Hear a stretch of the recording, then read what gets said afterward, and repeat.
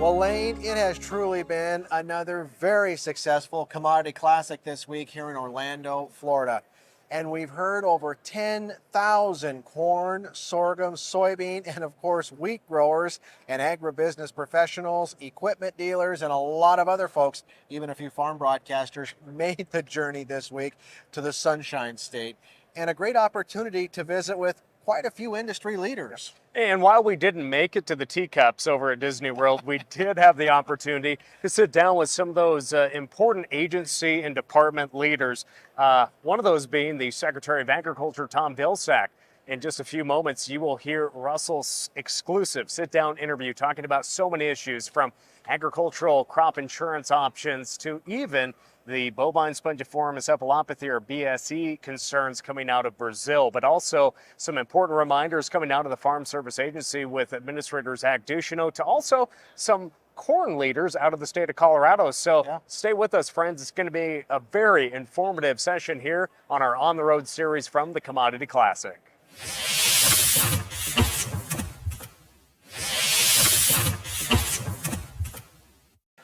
Well, as always, this year's Commodity Classic here in Orlando, Florida has provided yet another great opportunity for farmers from across America to attend educational sessions, check out an amazing trade show, and of course hear from informative speakers.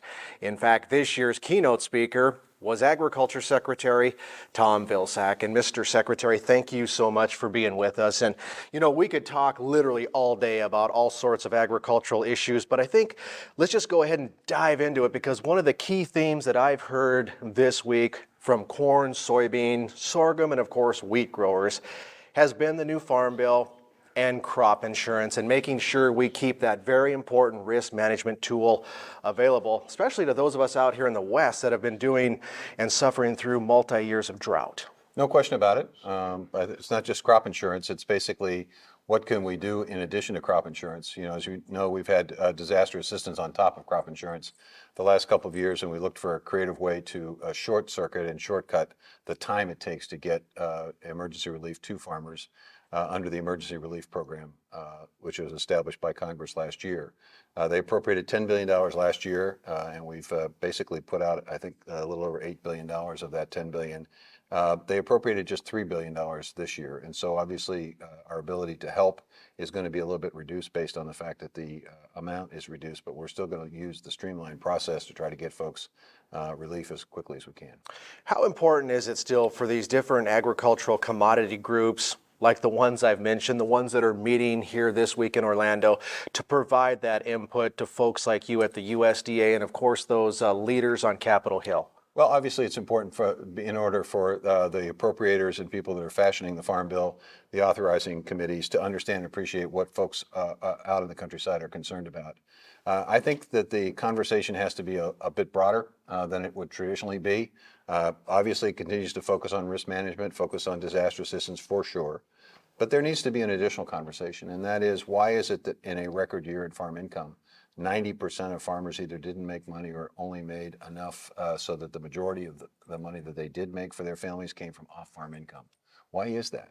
And I suggest and think that we need to focus not just on the input costs, not just on the risk management tools, not just on crop insurance and things of that nature, all of which is really important.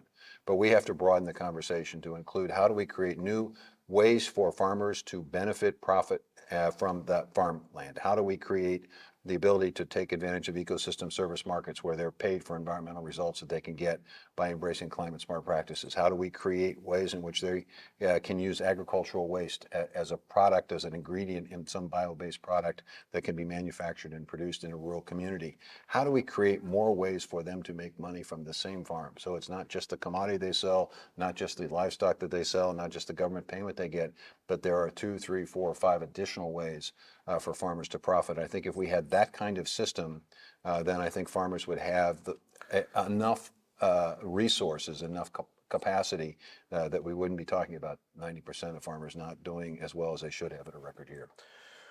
Well, we're turning the corner into yet another planting season.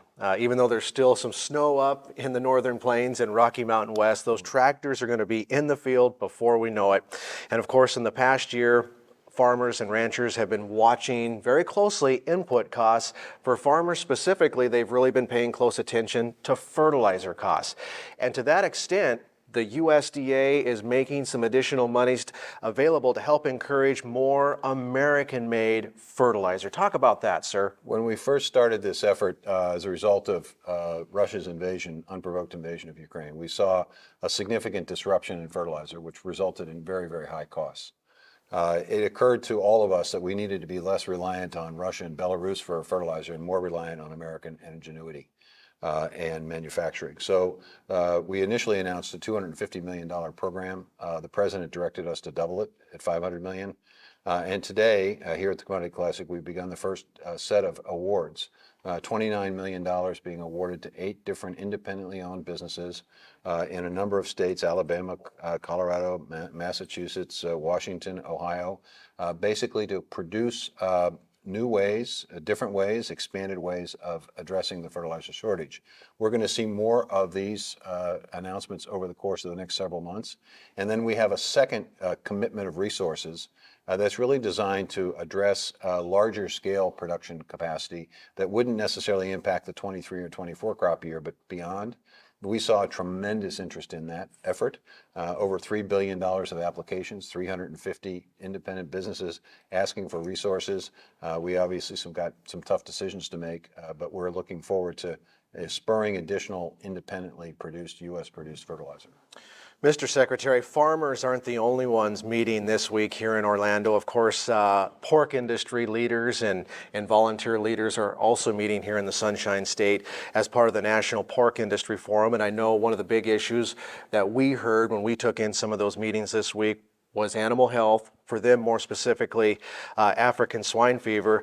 But on the cattle side, I know a lot of folks are wondering about the BSE situation out of Brazil. In fact, Montana Senator John Tester, South Dakota Senator Mike Rounds have recently introduced some legislation to, maybe curb those Brazilian beef imports for the time being. What is USDA thinking about all this BSE animal health issue stuff coming out of South America? Well, let me first of all address the African swine fever issue, because that is a very serious issue and is a very real issue.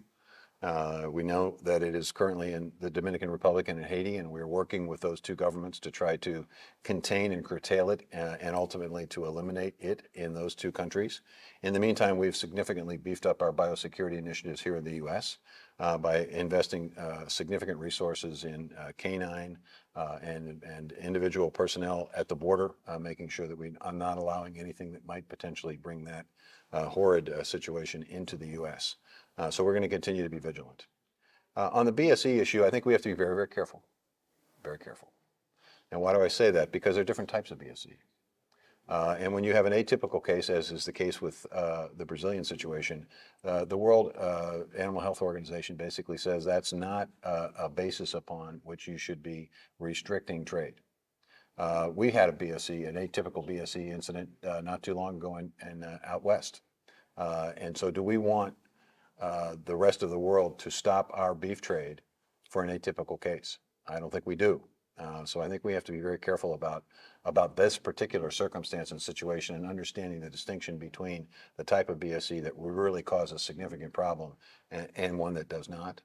And again, the World Animal Health Organization has basically been very clear about this, that they draw a very fine line with atypical cases. We'll obviously continue to be monitoring this and be very vigilant about it. But whatever we do to Brazil, the rest of the world can do to the United States. And I think that's why we have to be a bit careful about it. Last question for my audience out in the West, more specifically. I mean, every year we go through devastating, catastrophic wildfires, and before we know it, we're going to have another wildfire season behind us or ahead of us.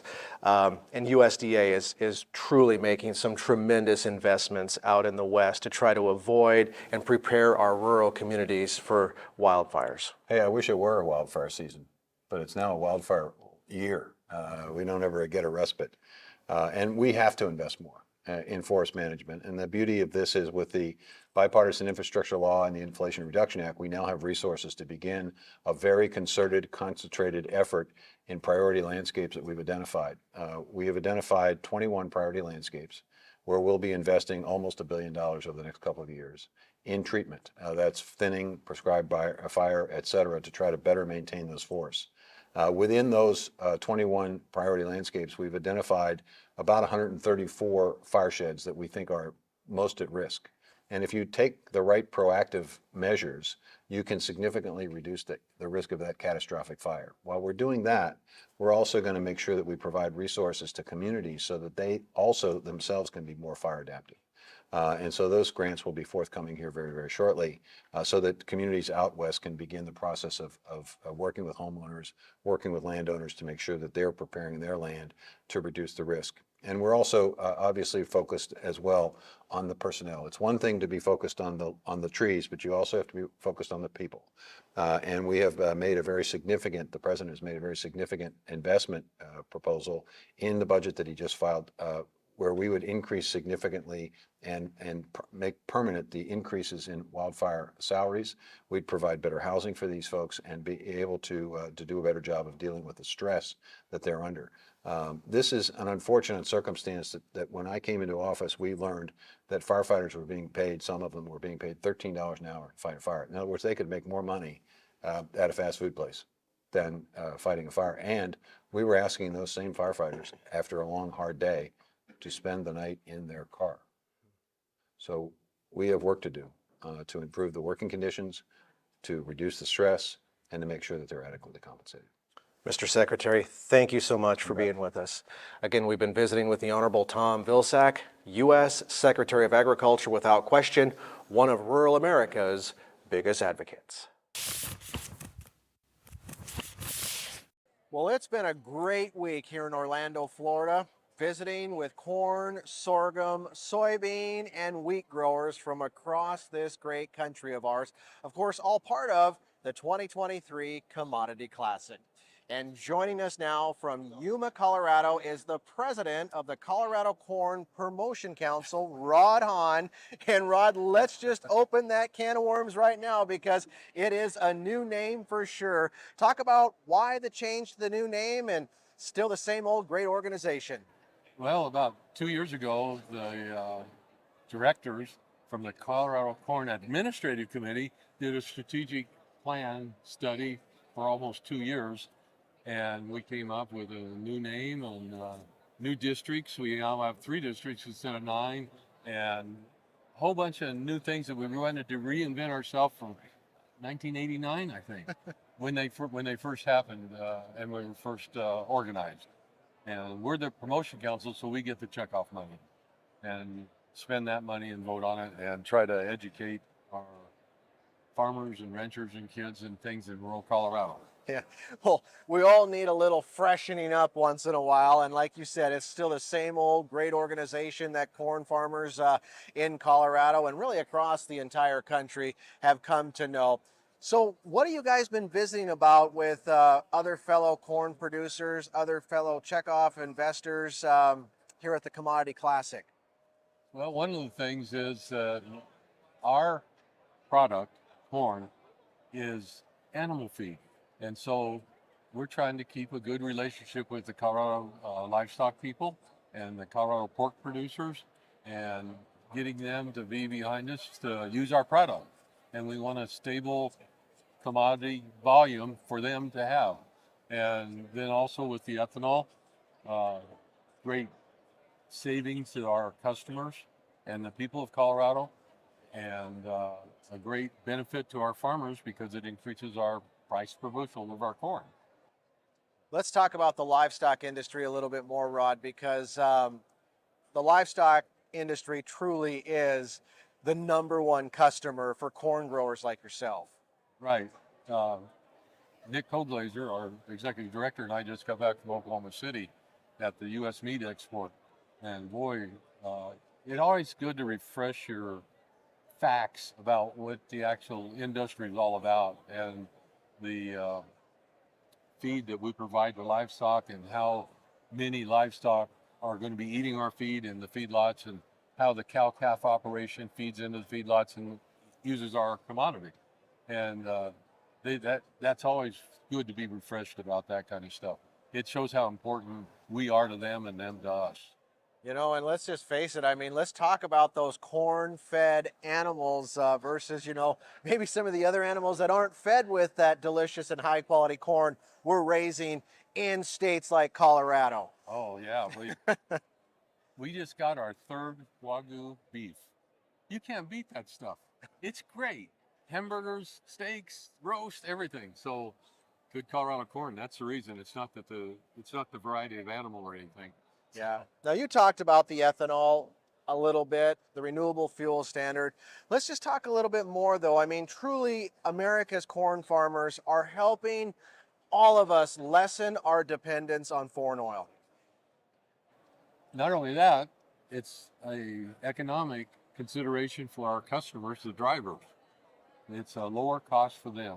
I was in Denver, and I think E85 was like 280, and 10% was 240, 345, and E15, which happened to be at that pump, was 320. So just that price, I mean, it shows you right there. It stares you right in the face when you go fill up your car that ethanol is good for Colorado. And then I'm so old in this profession that I remember when ethanol first came on, and they said farmers in the United States can't handle that many bushel, and we were producing 7 billion bushels a year, and now here's 12, 13 years later, we're doing 15 billion bushels. Farmers they're really great at taking the challenge and going out and capturing what they could to be told they couldn't do. Yeah, absolutely, absolutely. You know, we've also been visiting with quite a few folks about this situation going on down in Mexico, and maybe them pulling back a little bit on wanting biotech corn out of this country. I mean, truly though, it is a pretty significant issue that corn farmers, not just like you in Colorado, but all across America are following very closely and working with both USDA and now the U.S. Trade Representative's Office. Right. Over 40% of our ag exports in Colorado, pork, dry beans, corn, goes to Mexico. So it's a very important market for us. And we're a member of Grains Council. We got 3 members on that, and we are constantly monitoring that. But the thing is about the non-GMO corn for human consumption, that's just a step in the door. Eventually, it's non-GMO corn for animal consumption. We eat animals. And so therefore, every ag commodity is taking an interest in this, and National Corn Board is taking a big interest and said, you know, this got to stop. And then this morning, Secretary Vilsack spoke on it for a minute, and really a pat on the back to that gentleman, because he took a hard line, and we need a hard line because it's directly in non-support of our Mexico, United States, Canada agreement that President Trump got. Now, you said you're wearing quite a few hats these days, in addition to your leadership role with the Colorado Corn Promotion Council. See, I did get that right. You're better than me, real fast. Mr. Vilsack has also just appointed you to the Soybean Checkoff Board. Talk about the soybean industry, and truly, because of technology, we're able to start growing soybeans out in the arid West in states like Colorado and even my home state of Montana, and really across the West. Very few acres, but hopefully me getting on the board, the thing that I've learned in 3 months is that there's a tremendous increase in soy products going out there. They're putting soy oil in asphalt. I'm sorry, but that looks to me like a whole bunch of soy oil going in to prepare our roads. And I guess when they crunch it up and make it again, they pour oil in it and it does a better job. Yeah. So that's a tremendous increase of our product. Oh, excuse me. I'm talking about corn. Our product. Now that I'm talking about soy. Okay. Anyway, no, sneakers, tennis shoes. I got a pair of tennis shoes made with soy oil. I mean, this stuff just keeps amazing me. I didn't come from a soybean state, so I didn't know all about this. So I'm learning it real fast from that. And my position is I represent 23 states, everything west of Colorado. And so I'm going to be traveling a lot and trying to increase the soybean acres and get the people to understand, the soybean growers that are there now understand what their checkoff money is going for. Well, we'll leave it at that. We could sit here literally all day and talk shop, but I know you've got other things to do. Rod, Very nice to meet you. Keep up the great work. And truly, folks, just another great example of yet another volunteer leader coming out of rural America, stepping up to the plate. Rod Hahn out of Yuma, Colorado, the president of the Colorado Corn Promotion Council. New name, but still the same great mission. And of course, a newly appointed member to the soybean checkoff board.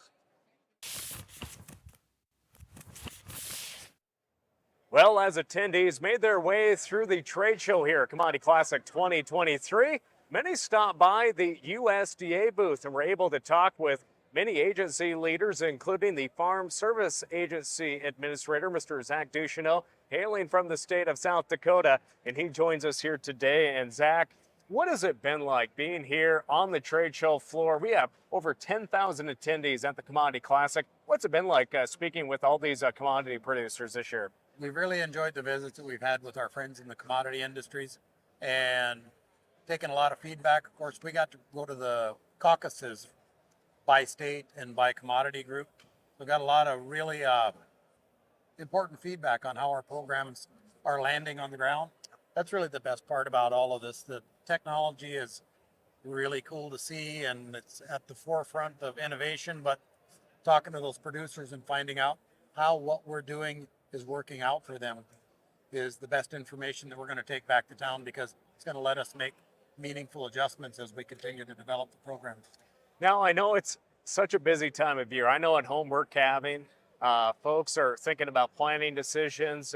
As I mentioned, very, very busy time of the year. And when is it not busy for farmers and ranchers? But a very important deadline is coming up on Wednesday, the 15th of March. And that, of course, is the sign-up deadline for the ARC and PLC ag-risk coverage, price loss coverage programs. And it seems that producers, they only have a few more days to get into the office. And like we said, folks have been busy, but sign-up's a little behind as well. That's what we understand, and it's important to get there and get enrolled in that program.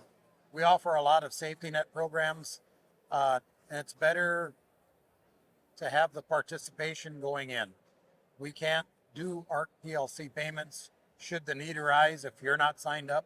So take advantage of the chance to get in there in the next couple of days, visit your county staff, check in on any other paperwork that you might need to get caught up on, AGI forms, the CCC 860, what have you. Our county office staff are going to be glad to see you, and you'll be taking part to ensure that you don't fall through the safety net. Well, let's just talk about those two programs in general and truly what a tool they are in risk management and why producers shouldn't overlook it just because they've maybe had some good years. That's the thing, you know, the programs are still there for when the prices aren't at a level that the program kicks in. It's like our dairy margin coverage. We've been advertising that program the same way. The sign up for that was in the winter time here a few months ago. And if producers didn't take advantage of that, they missed out on the payments that happened at the end of last year. So get in there and take advantage of it. We see the signups and the applications that we don't fund as every bit important a tool for us to develop policy as those that we end up funding. Well, and one thing about it as well, there's other programs that folks can look at while they're in that local service center. And that, of course, one coming up, a sign-up deadline of April 7th is the Conservation Reserve Program. There's a lot more options nowadays for that CRP program and different alternatives you can go with compared to when it first came out a few years back. But let's talk about that. Well, in addition to the general sign-up that closes on April 7th, of course, we've got continuous sign-up now for some of the most vulnerable lands. So our CRP general sign-up is going to wrap up on April 7th. Shortly thereafter, we'll be announcing our grassland CRP sign-up. It's really going to be important for a lot of your producers in eastern Montana, Wyoming, in the Dakotas. It gives them an option to enlist in a grazing system and receive a rental payment to provide some assistance in further developing their resources, further conserving that soil.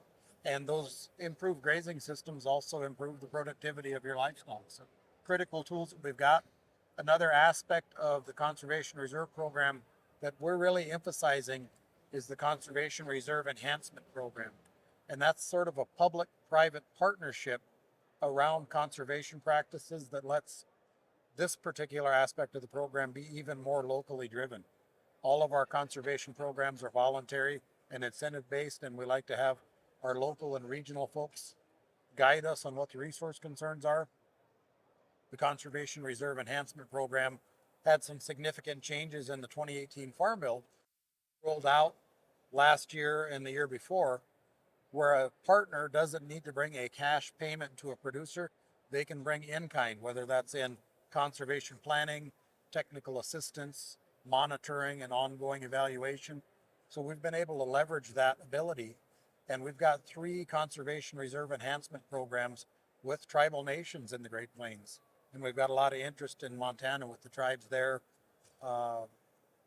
Wind River in Wyoming is interested.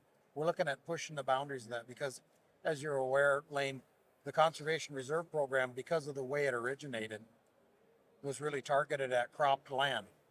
And by virtue of the history of the USDA, a lot of that cropped land was in the hands of producers that aren't producers of color or underserved.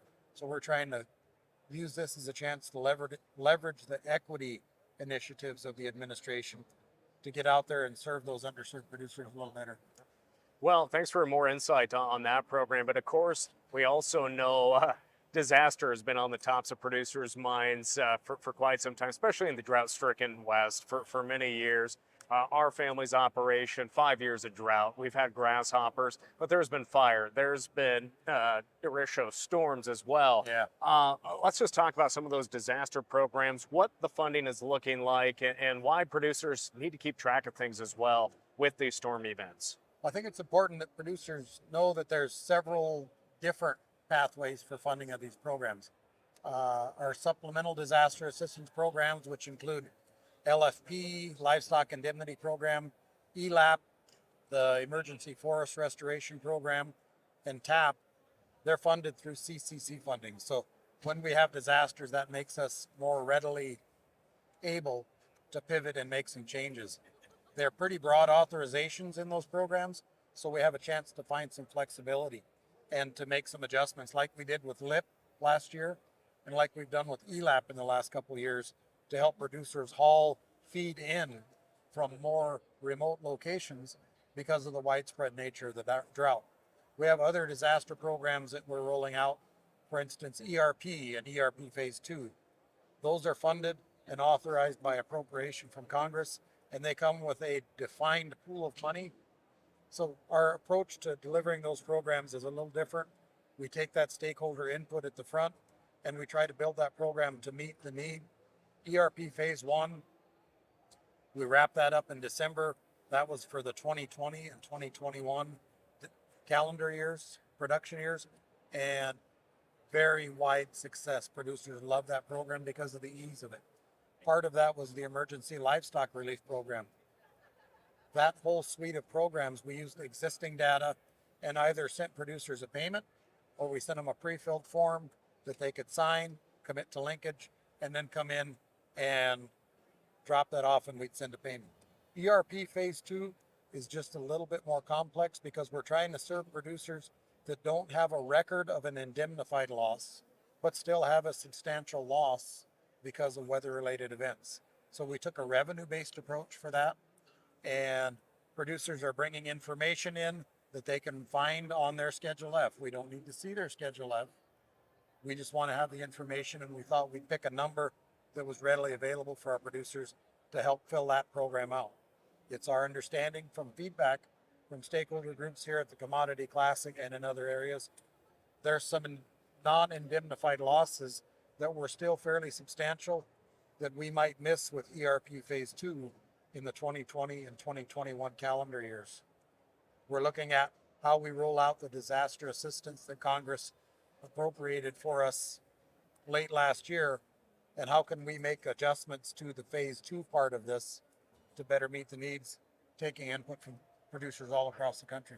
Now, you mentioned livestock programs like ELAP, but there are more resources for livestock producers in today's age that are in production agriculture. And what are some of those programs that you would just like to highlight and just remind producers that these programs are here to help you and help you get through bad times Yes, that strike so many producers? You mentioned your family's calving. This time of year, our calves are especially vulnerable. We get one of those 3-day heavy wet blizzards, you lose an entire year's worth of work in that baby calf. So we made some changes to the livestock indemnity program to more appropriately value that calf when he hits the ground. Prior to the changes we made, that calf was worth about $100, and that's kind of an insult to our cattle producers. We understand livestock production and we understand what that investment is like. So we made that change, and we've kind of codified that change in our mega rule we published last year. We've also included horses. A lot of our producers out there in the western part of the country have a production quarter horse herd or a herd of animals that they're using to put on rodeos or what have you. Those are part of their livestock operations. We recognize that, and those animals are now eligible for the livestock forage program as well, and LIP. Livestock forage program is one of the more narrowly defined in statute. We're linked to a corn price and we're linked to the drought monitor. So the assistance we provide there fluctuates, and that's the disaster assistance based on a drought. ELAP, we have a lot of flexibility. That's sort of a catch-all disaster program, and we're finding flexibility in that program. We help many producers across the northern tier states haul feed to their livestock, haul their livestock to where the feed might be. We're working on trying to improve that as well. Many of the producers told us, we got our cattle down to feed, we got to bring them back. That should be part of the program. So we're trying to find a way to do that as well. Really critical tools. We know we're not getting all the way there on all of them. And without feedback from our producers, we're not going to be able to make them better. Well, obviously, it's a busy day here at Commodity Classic. I want to let you be able to talk to all the producers walking by, but what are some items that are beneficial to FSA coming up in the President's budget? You know, in the President's budget, we were really tickled to see some of the signaling around following up on the work we're doing with the Inflation Reduction Act and taking a different approach to distressed borrowers than this country did in the 80s. In the 80s, when a borrower got into distress or became delinquent, there was kind of one way out. We've put our flag in the ground and said we're going to do it different because we think we'll have better outcomes. Part of that ongoing work is really taking a look at how we administer and deliver our FSA farm loan programs. So you'll see in the President's budget, there are some proposals there to stimulate some conversation, and the timing couldn't be better with Congress contemplating farm bill adjustments. We look forward to providing technical assistance in those ongoing conversations. Well, Administrator Zach Ducheneaux with the Farm Service Agency joining us. Again, thank you for joining us here, and good luck on your travels, and have a great rest of your Commodity Classic. My pleasure. Look forward to seeing you down the road. Thanks, Zach. And again, more conversations going on here at Commodity Classic 2023 in Orlando. For more of our conversations that happened earlier in the week, make sure and follow us on our social media channels as well.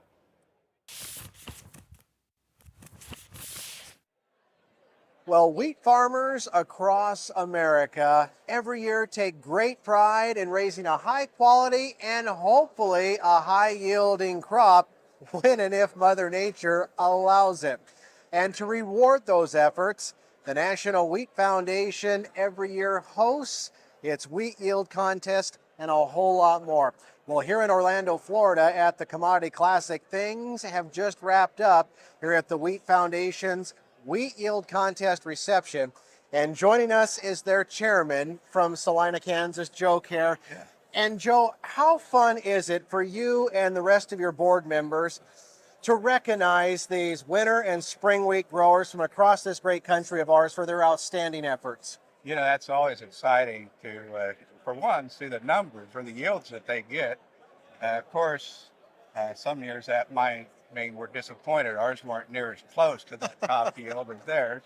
But, you know, actually it challenges us all to improve and get better on our production practices and how we can get that higher yield, higher quality, and be more profitable on our farms. So it's great to be able to hear their stories about what these farmers are doing to reach their goals, and then how we can kind of spread that out to the wheat producers across the country and how they can improve their operations. Isn't it pretty amazing the technology that's now available in the form of seed and just everything in today's farming practices and business? to allow growers, whether dryland or irrigated, to accomplish these amazing yields?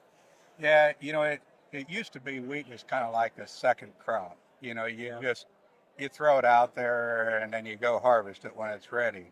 But now it's uh, more intense operations. There's different applications, timing of applications, picking the right variety for your area, and that might actually have the quality that you're trying for. So it becomes a lot more than just kind of throwing it out there anymore. You have to kind of plan ahead, try to figure out what's best for your area there. Well, and entries are now being accepted, as was mentioned here at tonight's reception. I mean, for winter wheat, the deadline is May 15th, I believe, and for spring wheat, it's August 1st. And boy, the enthusiasm from both the growers and our agribusiness friends who are generously sponsoring this continues to grow.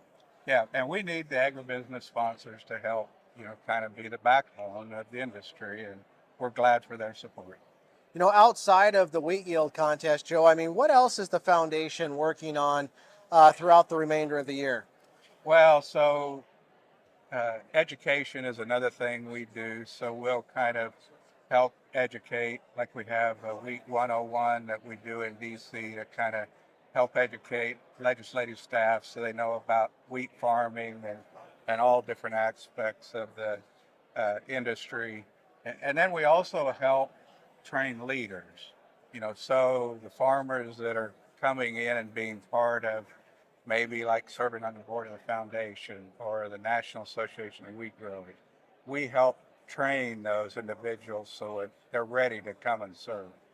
Uh, How important is it for those lobbyists or staff members, and in some cases, even those members of Congress, to have that education as more and more of our leaders, decision makers in places like Washington, D.C. get further removed from rural America? it's just so extreme about how little some know or how little of background information maybe they have when they get there.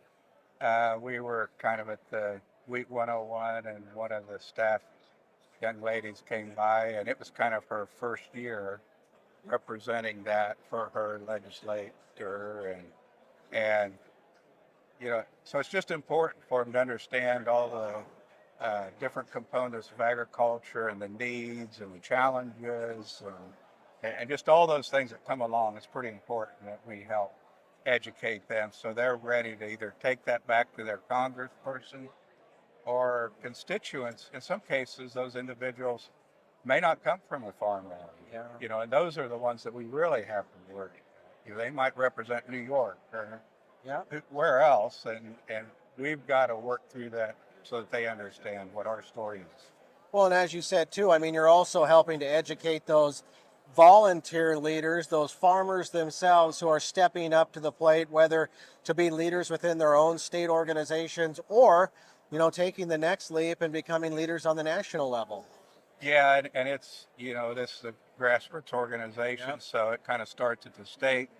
Like myself, I started in Kansas. I served on the COG board, Kansas Association of Wheat Growers, and then you go into the national level. So each area, you kind of need to bring the concerns at the local state level and be ready to present that at the national level and then put that message to the congressional delegation in DC.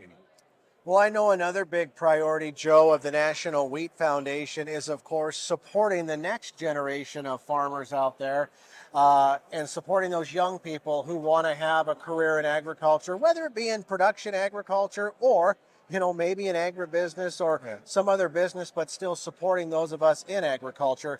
And youth is a big, big priority for the foundation. Yeah, definitely getting the youth ready to be ready to whatever their career is. It's over the last 10, 20 years, it's been exciting to see how many more opportunities we have for the next generation in different aspects. The research that's going on for varieties that are developed or just different things, the technology and the farm equipment side. There's just so many exciting things for the young farmers to think about on what they could do.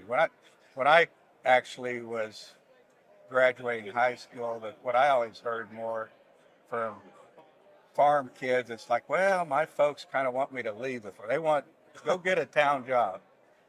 Well, there weren't a lot of other options of what they could do. Well, now there really are a lot of options can be kind of a big diversity amount of options for them to do. So it's really kind of an exciting time for agriculture in that. Well, in the foundation, if I'm correct, I mean, you guys do provide some scholarships too throughout We do. each year for some of these young people out there. Yeah. Yeah. So we have a couple scholarships that we will do, and it's pretty neat. I happen to be on that subcommittee that read all the applications, and sometimes you kind of think, well, okay, where's the next generation that's going to come along? But there were some great candidates that had great backgrounds, that were really passionate about what they were doing, and so it kind of excites you to see how we can move forward from that. Well, I appreciate the opportunity to catch up with you for a few minutes here in Orlando on the heels of the National Wheat Yield Contest reception, and just thank you for everything you and your board is doing for the future of American agriculture. Okay, thank you. All right, again, we've been visiting with Joe Kerr, the chairman of the National Wheat Foundation. Again, just one of the many leaders doing an outstanding job of making sure that the future of American agriculture continues to be bright and continues to move forward. For all the details, including the wheat yield contest, which again, those entry deadlines are out there. For winter wheat, it's May 15th, and for spring wheat, it's August the 1st. You can jump online and visit them at wheatfoundation.org.